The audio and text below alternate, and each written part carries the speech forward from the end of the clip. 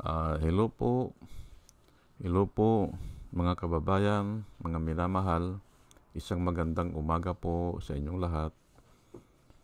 Ngayon po ay City ng December 7, 2024 at ang oras po dito sa Los Angeles, California ay alas 6:55 ng umaga. 6:55 ng umaga at araw po ngayon ng Sabado. Kaya medyo late po tayo ng kalahating oras.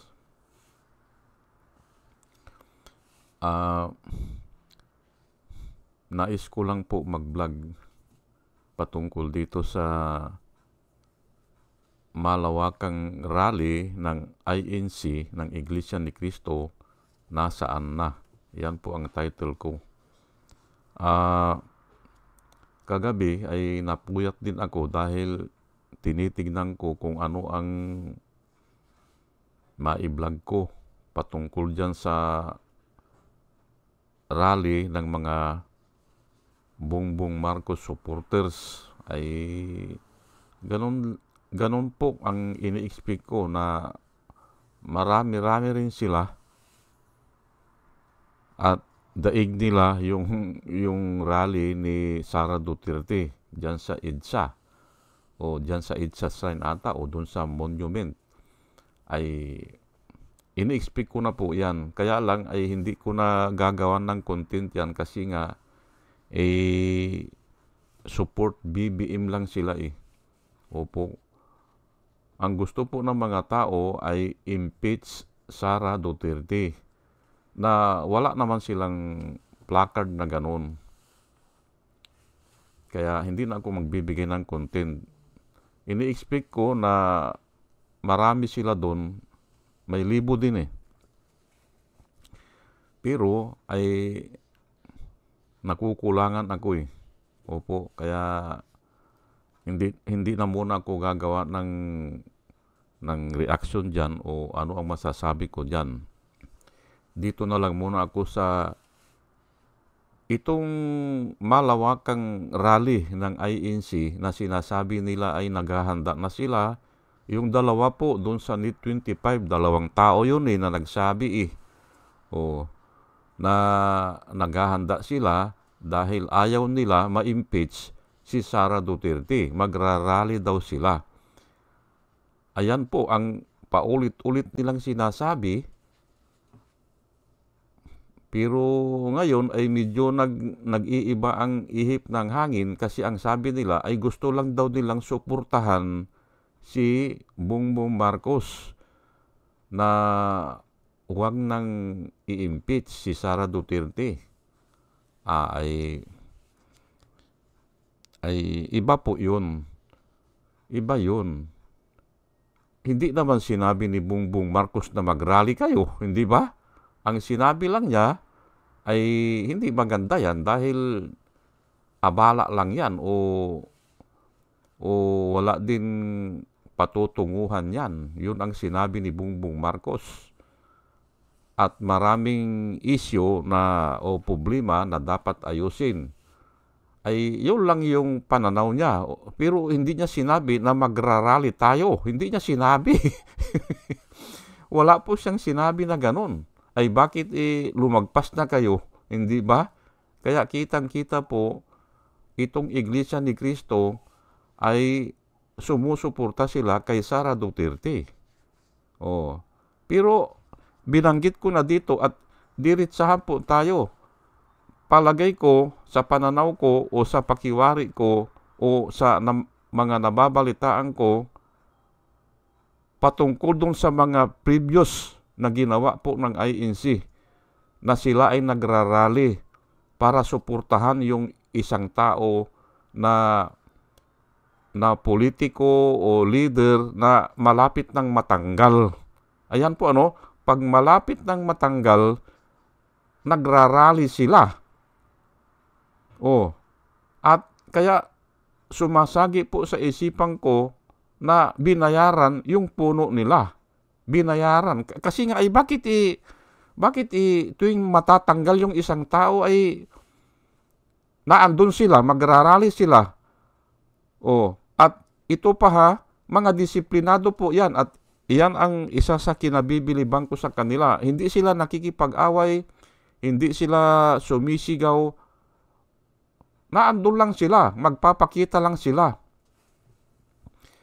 Pati nga sa pagsakay sa jeep, ayaw nilang magpakilala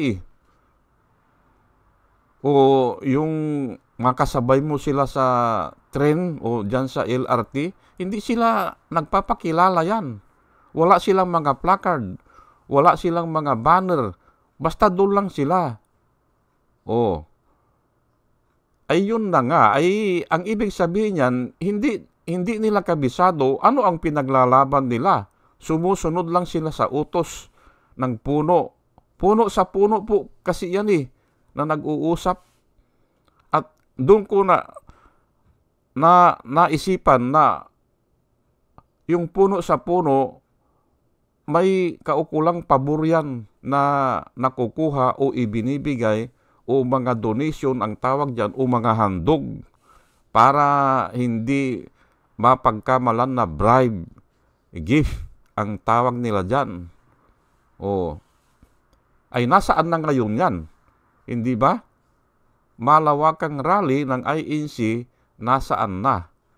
Ay ngayong nga po, ang iniisip ko nga ngayon kasi nga ay sanay din ako dyan sa propaganda Tinuruan po kami ng propaganda movement noong advance ROTC ako. Tinuruan kami dyan sa UP. Opo, 1 taon pa lang kami doon sa UP. Yung 31 ko at saka 32. Third year college po ako noon. Kumuha ako ng advance ROTC.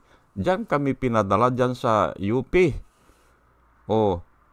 Tinuruan kami niyang yung civil disturbance, crowd control, at saka yung propaganda movement. Tinuruan kami yan. Kaya kabisado ko yan. Ay parang propaganda movement lang yung ginagawa nung dalawang anchorman doon sa NET 25 po Kasi mahirap pong gawin yan. Yung malawakan na mag-rally sila. Ay, yun nga, ay may bayad yan kaya ganun Pero 1 araw lang yan. Opo, pangalawang araw yan ay hindi na susunod yan. Kasi abala din po yan Magbibihis ka, mamamasahi ka, kakain ka doon. Kung medyo matagal, hindi ba? Maaabala ka rin ay kung wala naman sa agenda mo yung pinaglalaban. At ang tanong ko pa dyan, baka maraming tao, kasi nga ang tao ayaw na sa korupsyon Baka maraming INC member na galit na rin sa korupsyon. Hindi ba? Maglalaban ngayon yan sa kanilang kaisipan. Yan po ang sinasabi ko sa inyo. Parang propaganda lang. Pero sige, padaanin na po natin. Magrarally sila. Ay sure po ako 1 araw lang yan Ay kung after a week, kailangan na naman nila na mag-rally, ay another bayad po yan. Another bayad po yan. Sa bagay, ako ay gusto ko yan para mabawasan naman yung bilyon-bilyon na confidential fund na naibigay dyan sa mag-ama na yan. Yung mga Duterte, hindi ba? Para mabawasan at maipagawa ng kapilya, hindi ba? O makatulong sa mga tao, hindi ba? Mabawasan yon para maipalaganap ang salita ng Diyos.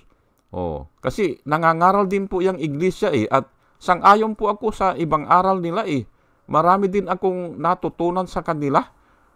Kasi nga nung nasa Saudi Arabia ako, 4 na taon, yung kasama ko sa kwarto, Iglesia ni Cristo yun. Doon ako natuto rin, taong 1987 hanggang 1991. 4 na taon yan. Yung nakasama ko, taga-kwan siya. Angeles, Pampanga. Oh, pati nga yung kwan nakilala ko rin yung kapatid ni Rogelio Rojas, yung kwan, yung Golden Buddha, yung nakakita ng Golden Buddha. Oh, kapatid niya, ministro sa din sa Iglesia ni Cristo. Nire-recruit nga niya ako ay sabi ko pauwi na ako Sabi ko, nung 4 years ko na doon, nire-recruit niya ako. Yung yung kapatid ni Rogelio Rojas, yung nakakuha ng Golden Buddha sa Baguio.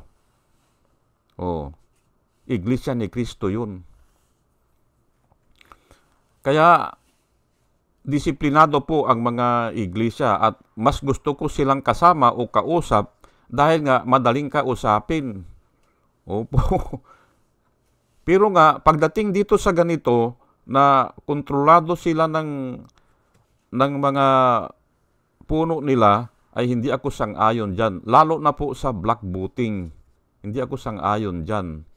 Opo. At ito nga, kung minsan nagagamit sila sa mga rally. Ayan po. Nabanggit ko na nung isang araw na pag malapit ng mapatalsik ang isang tao o ang isang politiko o ang isang leader, katulad po ni Corona, hindi ba? Ang sumuporta sa kanya bago siya mapatalsik, mga eye incident po. Opo. At yan ay nakikita ko na po yan sa mga ibang vlogger. Akala ko ako lang ang may alam kaya binabanggit ko po sa inyo. Yung kay Corona, sinuportahan din nila si Corona. Opo. Noong EDSA People Power 3, yung gustong bumalik ni Irap, nung sumigaw si Miriam Defensor Santiago dyan sa EDSA Shrine, nasugod. Pero 3 araw muna yun. 3 araw muna ata sila o ilang araw yun na pinupuno nila ang EDSA. Ay nung umabot sila ng mga 700,000 plus, sumugod na sila kasi sabi ni Miriam Defensor Santiago, sabi niya, so good! Sabi niya, hindi ba? Pakinggan niyo po yung vlog ni JBD na andun. Kasama siya dun ang sabi niya, nung sumugod sila, ay tiwalang-tiwala sila. Kasi nga, hindi nila makita yung dulo. Ay, sa karamihan po galing ng EDSA, lulusubin nila ang Malacanang. Ako, minomonitor ko din noon yan. Pero alam ko, mawawala yung iba sa pila. Kasi mahaba po yan Ay kung malapit na doon sa bahay nila, ay uuwi na ng bayan Hindi ba? Mag-uuwian na yan At kung yung iba, yung pagod na talaga, ay aalis na sa linya yan. Kaya ang sabi ni JBD, yung pan yun magaling na vlogger yun Pero hindi ako subscriber nun. Ang sabi niya, nung malapit na sila sa Malacanang, tinignan niya yung pila, ay nawala na yung mga tao. Kaya yun, siyempre, pulis na ang kalaban nila Mawawala talaga ang mga tao. At yun nga, mga iglesia po ang unang umalis doon sa linyada. Opo, minomonitor ko yan At alam ko, hindi naman, disiplinado kasi ang mga iglesia po Hindi sila manghaharas yan. Hindi sila makikipagbalyahan yan.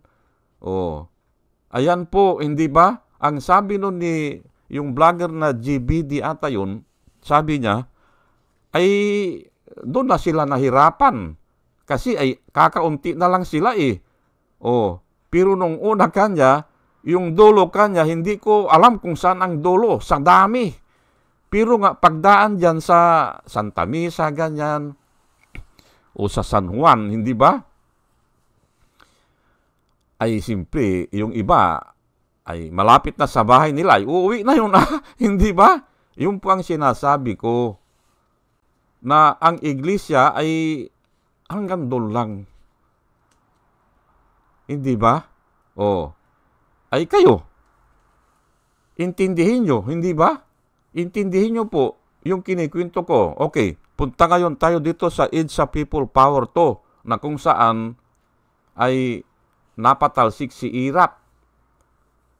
Ang mga iglesia po ay suportado rin si Irap. Pero walang magawa. Walang magawa kasi nga nabuwisit ang mga tao doon sa impeachment trial ni Irap. Bak mo, bubuksan lang ang envelope eh. Bubuksan lang po ang envelope. Ang sabi ng mga senador, ayaw nilang buksan. Ay paanong malalaman ang ebidensya? Hindi ba? Ayaw nilang buksan. Wala po sa karapatan ng Senado yun na hindi buksan o buksan. Ay ito naman si Kitatad, napakayabang, hindi ba? Kasi alam nila na may number sila. Let us divide the house, sabi niya. Ayun, nanalo nga sila. The nay, sabi ni Juan, the nay have it, hindi ba? Yung no, not to open, nanalo, sabi ni Hilario Davide. O, nag-iyakan na, hindi ba? Yung mga tao ay simple nanonood po sa TV Nanonood po ay wala lang maasahan dito. Ang sabi ng mga tao, ilagay na natin sa ating kamay ang batas at ganun nga ang nangyari. At nung after 1 day ata o after 2 days, ang sabi ng mga senador, pati si Irap, ay buksan na pala yung kwan. Buksan na yung second envelope, sige na, payag na kami. Ay wala na, ayaw na ng mga tao. Kasi milyon na po nung gabi na yon, nung alas 11 ng gabi, milyon na po ang tao sa EDSA At hindi lang pala yan, pati pala sa mga probinsya, ganun na rin. Pumunta na mga tao sa kalye at nag-iingay na sila. Ayan po, anong magagawa ng iglesia dyan? Hindi ba? Wala At yung EDSA People Power 1, ang alam ko, ang ibinuto po ng iglesia, at napakinggan ko din doon sa vlog ni JBD, ang ibinuto ng iglesia ay si Marcos. Pero dinaya nga, dahil sabi ni Indili, pinagdadaya yan. Dinaya yan. Kaya nag-alsa yung mga tao. Hindi ba? Nag-alsa din yung mga tao. Yun, pinatalsik si Tandang Marcos. At ang iglesia, walang nagawa. Sumusuporta din po ang iglesia binibigay ko po sa inyo ang history at hindi lang po ako ang nagsasalita nito. Mag-search po kayo. Kaya nga ang sinasabi ko, pag malapit nang matanggal ang tao sa kanyang pwesto, ang iglesia na ang naandun. Yan po ang palatandaan. Opo. Ngayon, sige, yung nakikinig sa akin, labanan nyo yan. Yang history na yan. Kasi nga, madaling kausapin. Madaling kausapin ang puno sa puno. Ilan ba yan? 100 million? Sige, bigyan kita. 100 million. Madaling kausapin, hindi ba? At mga disiplinado. Pero hanggang doon lang, warm bodies lang. Hindi sila magwawagayway ng mga bandira o walang placard, wala. At hindi sila makikipagbalyahan yan. Hindi. Hanggang doon lang. At malamang isang araw lang. Isang araw lang po. Kasi nga bayad Iba po ang sinasabi ko na may burning desire. Halimbawa, ang mga tao ayaw na ng korupsyon. Ayaw na yung ginagawa ni Sarah. May burning desire po yan na gusto siyang matanggal. At yan po sila ang pupunta sa EDSA. Hindi po matatanggal yan. Kahit na isang araw o 2 araw, hindi po matatanggal yan. Bukas pupunta na naman yan. Makapahinga lang yan magpapahinga lang yan o maliligo o matutulog. Pupunta na naman yan. Ganun po Kung burning desire, iba po yung bayad. Kung may bayad yan, ay sige. Sabi ko nga mag-rally na kayo. Mga iglesia, mag-rally lang kayo. Pero hindi kayo tatagal dyan kasi nga, ang nakikita ko dyan, bayad makapag-rally ba sila ng isang linggo? Hindi At sinabi ko na, nung EDSA People Power 3, madugo yun, pero nangawala sa linyada yung mga iglesia. Kasama sila sa grupo na nanggaling sa EDSA sign papuntang Malacanang, susugudin daw nila ang Malacanang. Hindi ba? Pero madugo po yun. Kamuntik na talo doon si GMA. Kamuntik. Opo. Aywan ko kung 1 week ang nag-negotiate yun Nag-negotiate yung mga grupo sa grupo. Yan lang po ang sinishare ko sa inyo, Pero bago ko po ibigay yung mga Bible verse, ay hayaan nyo muna batiin ko muna itong mga sumusubaybay sa atin o nagla-like o nagko-comment. Ay ito po sila, batch number 1 po ito.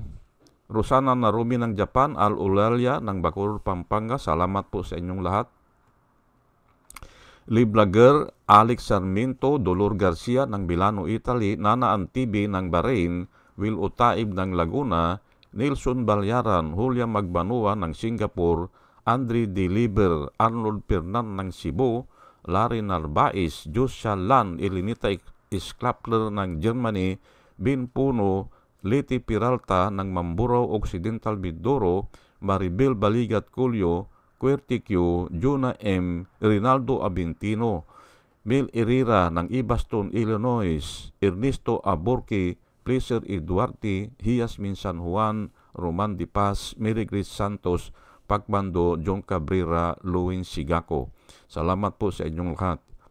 Ike Maglasang, Linda Trasmonte, Linda Walton, Sasha Andigwid, Lini Bungat, Agripino C, Eduardo Gonzales ng Singapore, Bumble D, Juana Duco, Ernesto Honrado, Josephine Lucas, Bert Abogado, Dimitrio Pascual, Soledad Di Maculangan, Brinda Martin, CG Torrio, Melchor Tolentino, Brother Pacamara, Manuel Lim, Danilo Magno, Lawrence Alendayo, Edelberto Infante, Boss Reyes, Paul Vincent Lim, Sonny Gaya, Rupino Baldos, B.T. Velasco, William Ilay, John Dicinco, Victorino Ripran, Norman Nabatar, Bonifacio Avila, Danilo Magno, Carl Alman, Salvi Ibanez, Dumus Ticton, Tibtib Mercado, Bernadette Francisco, Yoser P.O., Cyril Andres, Hermihinil Dogardi,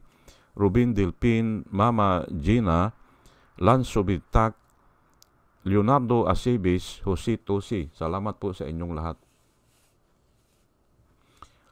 At ito naman po ang mga vloggers na nire-recommenda ko po sa inyo na ating panoorin at suportahan po. Ito po sila, si Michael Apasible Bulletin, Attorney Inso Rengto, Bunyog Pagkakaisa, Vlogcaster Armandin, Engineer Tuto Kausing, Aling Marie, Mr. Sa Totoo Lang To, Christian Isgira, PMTGR Vloggers, The Action Man, Roja Pantors, Divina Apostol, CG Pischay, Kapihan ni Art Ago, Dim Diyos Journey, Kakamping ang Batas with Attorney Claire Castro, Ka Walde Carbonel at saka si Attorney Silo Magno.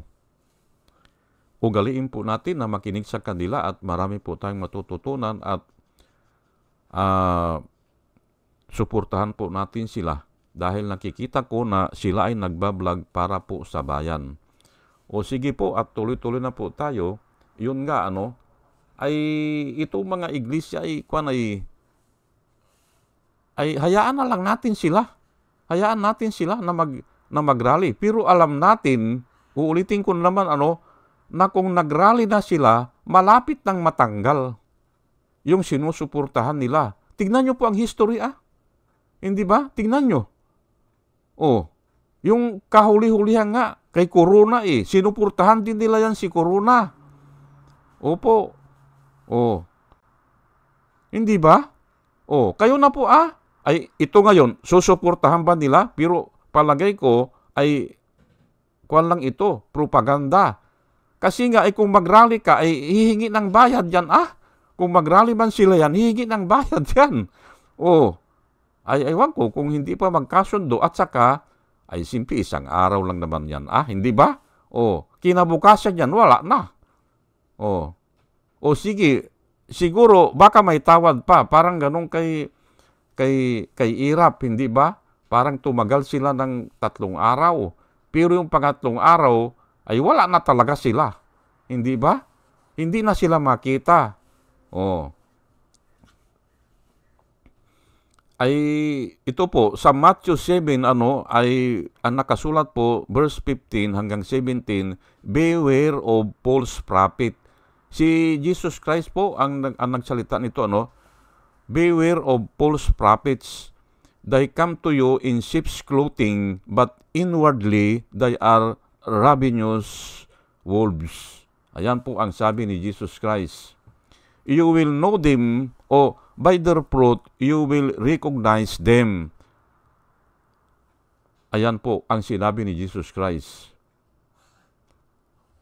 By their fruits, you will know them or you will recognize them. Yun po ang tignan natin. Ano ba ang bunga niyan na ginagawa nila? Ay nagrally nga sila, ay napatalsik din naman si Corona.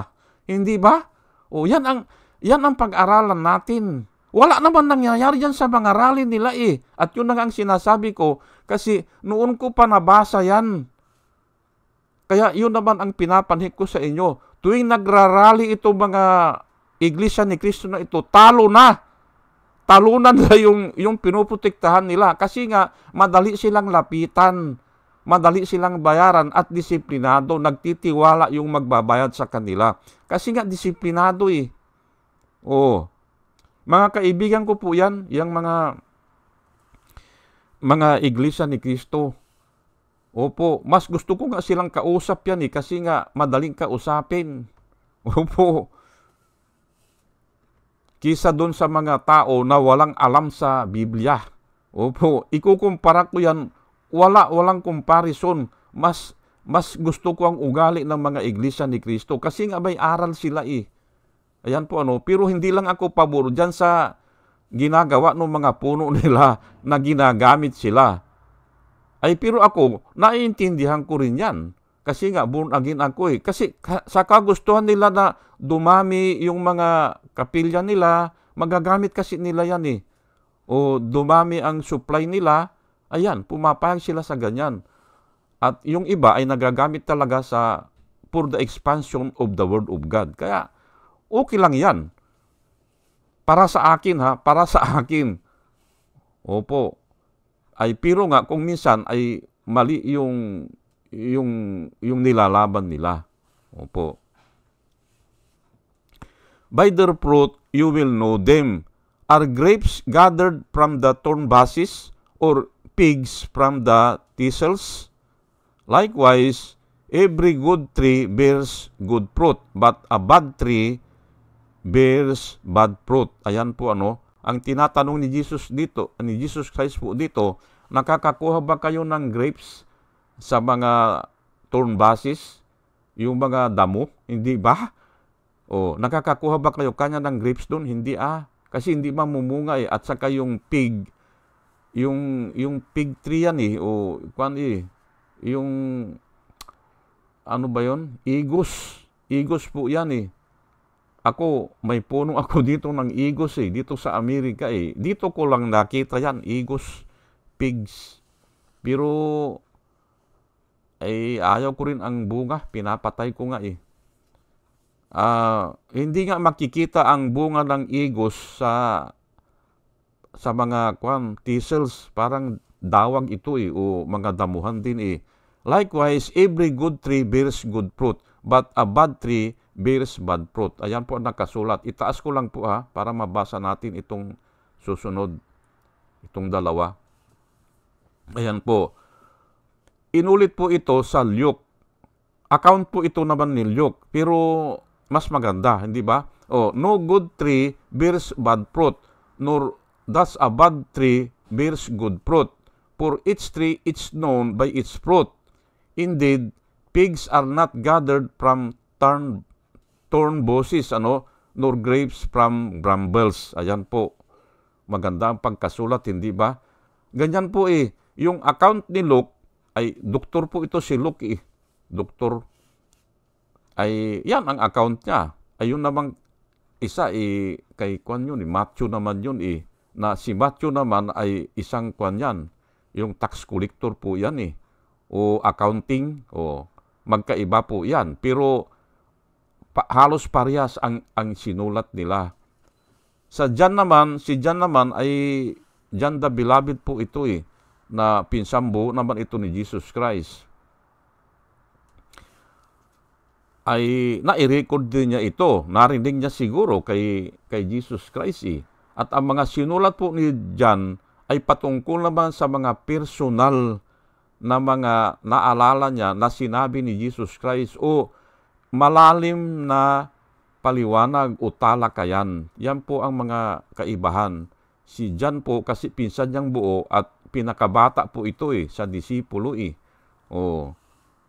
Si Luke naman ay patungkol naman sa mga anatomy of human being, yung bodies, ang mga sinulat ni Luke kasi doktor yan At ito naman si Matthew ay ang mga sinulat halos dahil accountant siya ay sa mga accounting naman. Ganun po yan. Magkakaiba po yan. Ito, ang sabi ni John dito na isulat niya, remain in me, si Jesus Christ po nagsalita nito na sinulat niya, remain in me and I will remain in you. Just as no branch can bear fruit by itself unless it remains in the vine, neither can you bear fruit unless you remain in me. I am the vine and you are the branches. The one who remains in me and I in him will bear much fruit. For apart from me, you can do nothing. Or without me, ang sabi ni Jesus Christ sa ibang version, without me, you can do nothing. Ngayon, ang tanong ko po dito sa mga iglesia ni Kristo, hindi ba ayaw natin ang kurap? Hindi ba may utos ang Diyos na huwag kang magnanakaw? O ay bakit sinusuportahan nyo yung magnanakaw, hindi ba?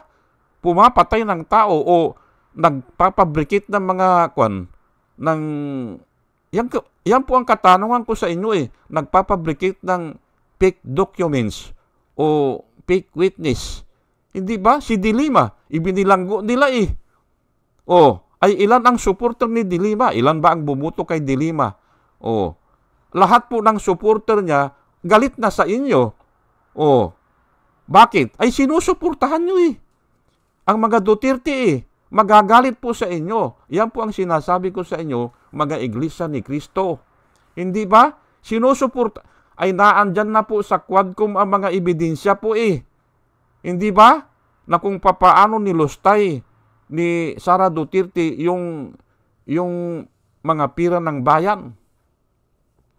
Ang akala niya siguro ay hindi magbabago ang sitwasyon. Ay hindi po may Diyos po tayo Hindi siya pwedeng labanan ni Lene kasi walang pwersa si Lene. Hindi siya pwedeng labanan ni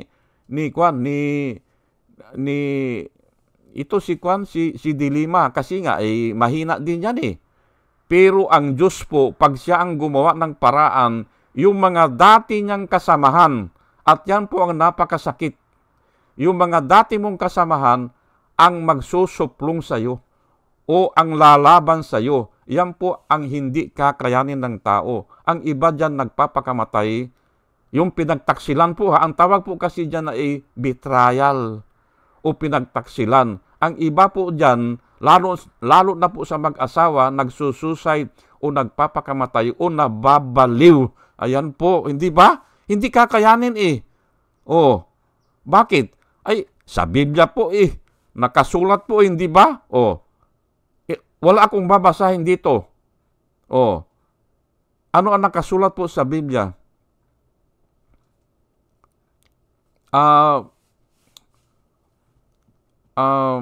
If it is my enemy, sabi niya, who is insulting me, I can take it, sabi niya. If it is my enemy who is rising against me, I can just ignore it. Sabi, but it is you, my own friend, my best friend, man of my own, sabi niya. Oo. Hindi ba? Dati niyang kasama. Ang ibig sabihin ay hindi niya kakayanin.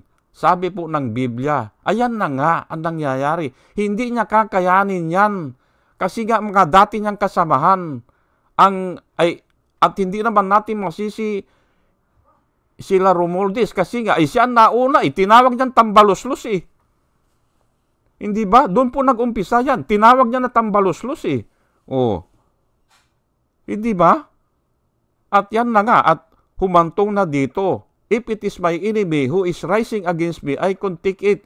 If it is my enemy who is rising against me or insult me, I never mind, sabi niya. Kakayanin niya eh. Pero but it is you, sabi niya. Oh, ng Biblia. At si Kwan ang nagsasabi niyan, si David. But it is you, my own man, sabi niya, o my best friend.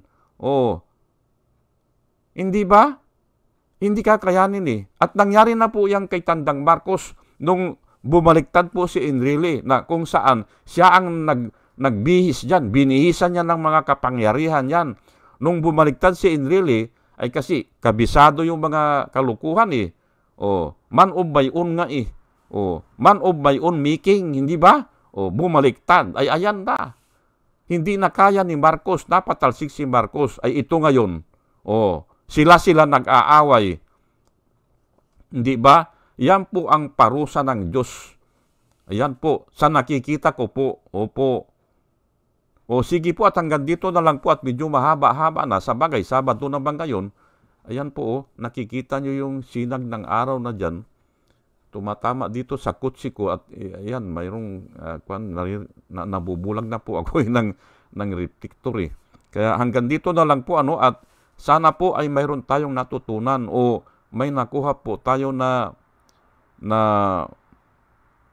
wisdom na nanggagaling po sa Panginoon. At nga pala kanina si Bato, napakinggan ko ay wala na, sabi niya, yung unity, kwan lang yan, scam lang yan hindi ba?